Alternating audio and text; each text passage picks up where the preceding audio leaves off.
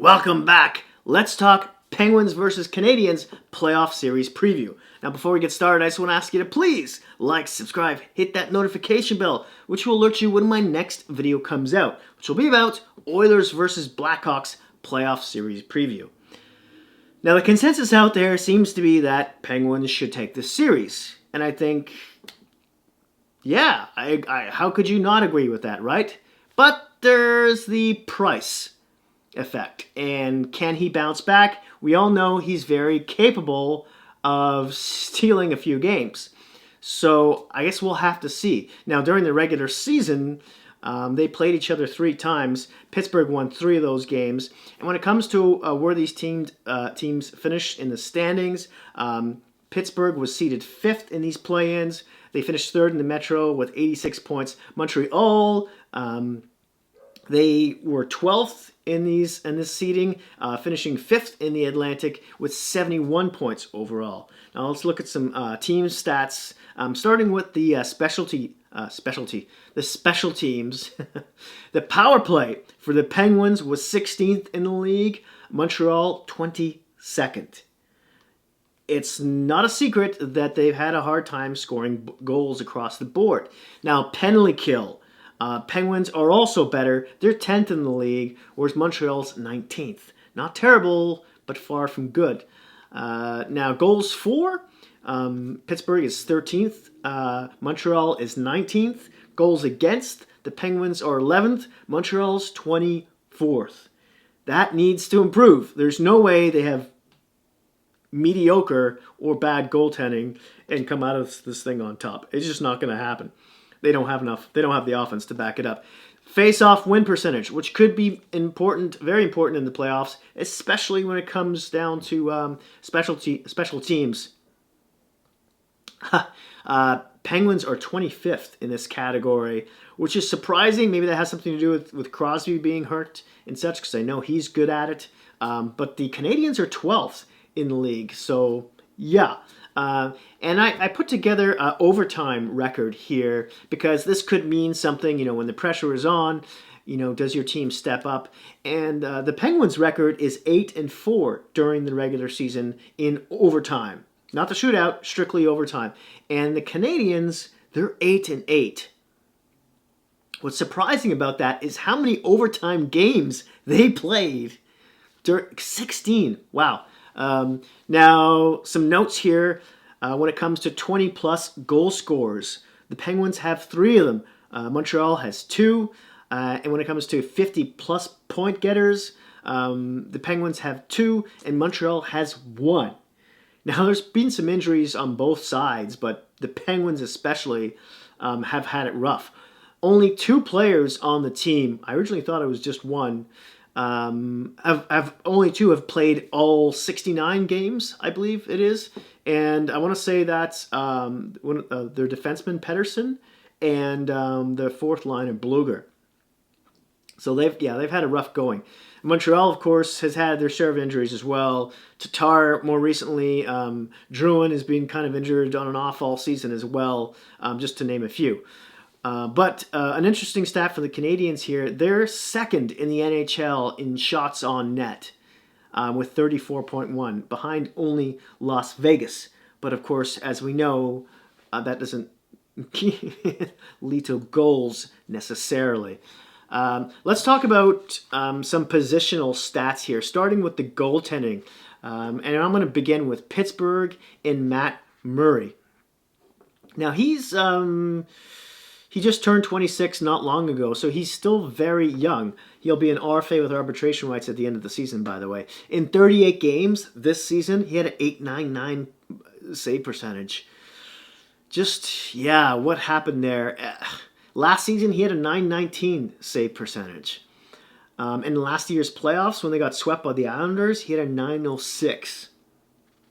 Now, in 48 playoff games, which span over 4 seasons, he has a .918 save percentage average. Of course, a lot of that has to do with his first 2 seasons in the league when he won the Cup with Pittsburgh, and he was just lights out. This is his 5th season in the NHL, by the way. And then there's his supposed backup, Tristan Jarry, who kind of stole the starter spot away from him. He turned 25 in April, and he'll be an RFA with arbitration rights at the end of the season as well. They're going to have an issue signing both of them. One of them would seem to have to go. Now, he played 33 games and had a .921 save percentage.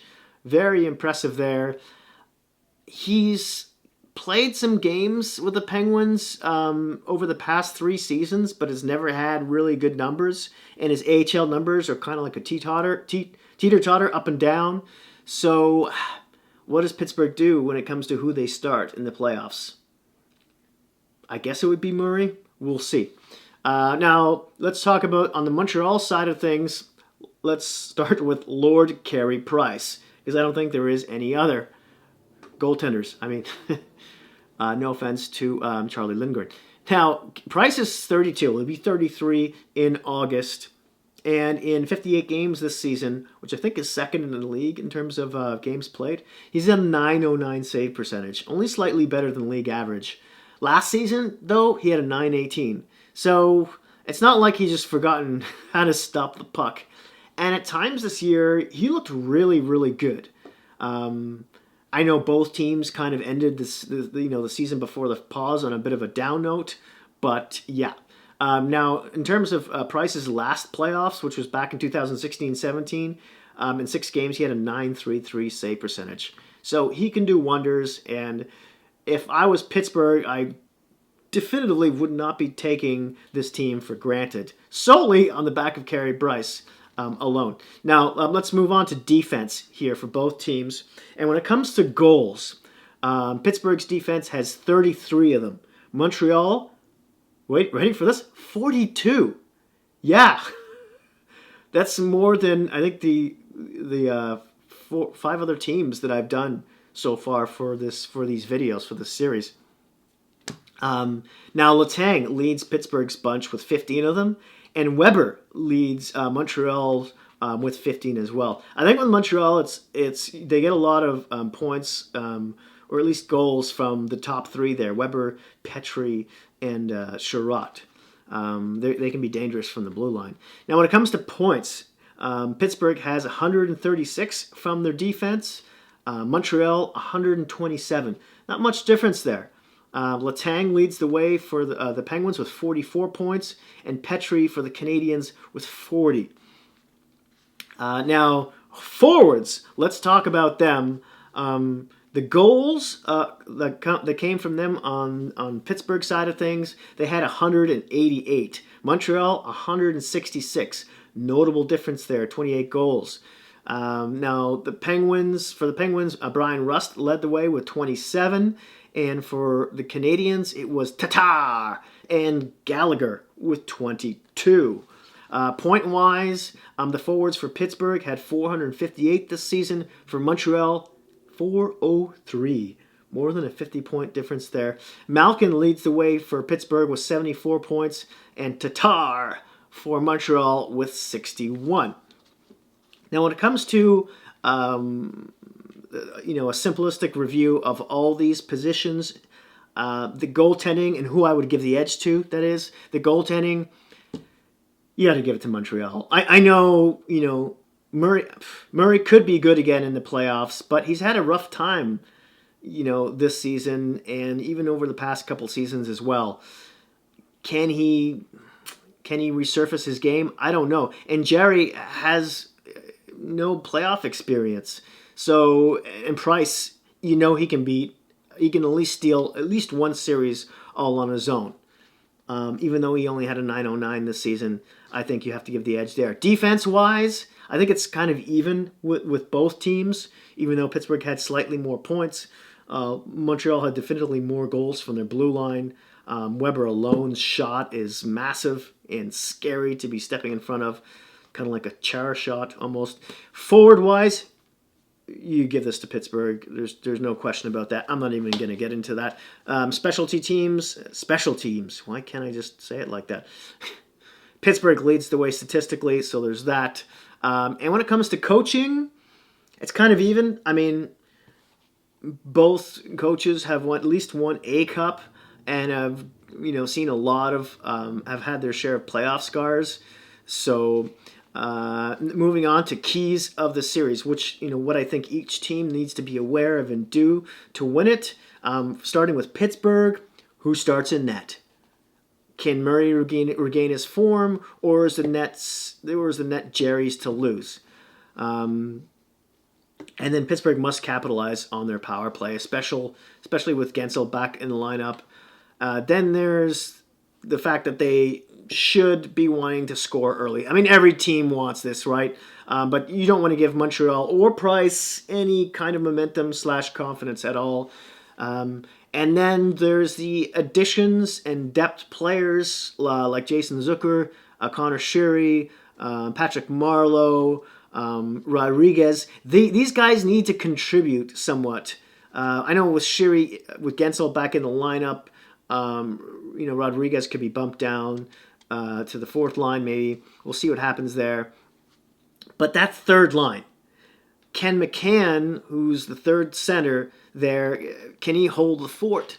And can that third line produce at all, really? Remember, Bustad is injured and he's gone for the rest of the season. Now, on Montreal's side of things, where do the goals come from? I know Drone is back from injury, so he'll help out. He started off the season really well, but just had some really bad injury luck.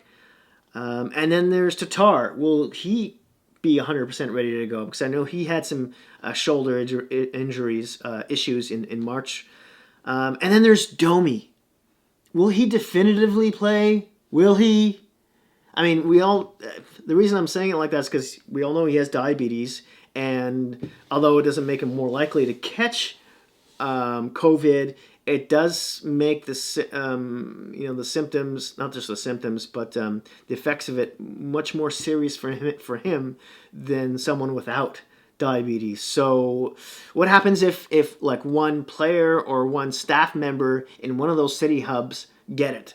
Does Montreal get cold feet and pull him? And without him, that'll be a really tough loss for them to overcome if that happens. Then next I've got here, they need to score first to get their confidence going, really, to even give them any hope to think that they can beat Pittsburgh. I mean, they came in, they were the last team to squeeze into this expanded playoff format, so they need something to get them going. And then there's their specialty teams. It needs some kind of improvement, especially their penalty kill. And then, I know a lot of people can't believe I've mentioned this already. I haven't mentioned this already, but Price. Price needs to get in Pittsburgh's head. He needs to steal minimum 2 games in this series. No surprise to anyone there. And then the forwards need to help the D get the puck out of the zone fast before Pittsburgh can get their cycle game going, which, as we all know, is where Crosby makes magic happen. And lastly here, I have Crosby, Malkin, and even Gensel need to be closely checked by the Canadiens / shadowed, and this is where Danault is going to be so very important. He's either got to be like a wet blanket over Crosby and or Malkin when either of those guys is on the ice at all times. In any case, I'd love to hear what you think of how this series is going to go down in the comment section below. And there you have it. Thank you so much for watching. Thank you for all your support. I really appreciate it. Please don't forget to hit like and subscribe. And in this upside down world we're living in these days, please be kind to each other. Thanks again, and I'll see you soon.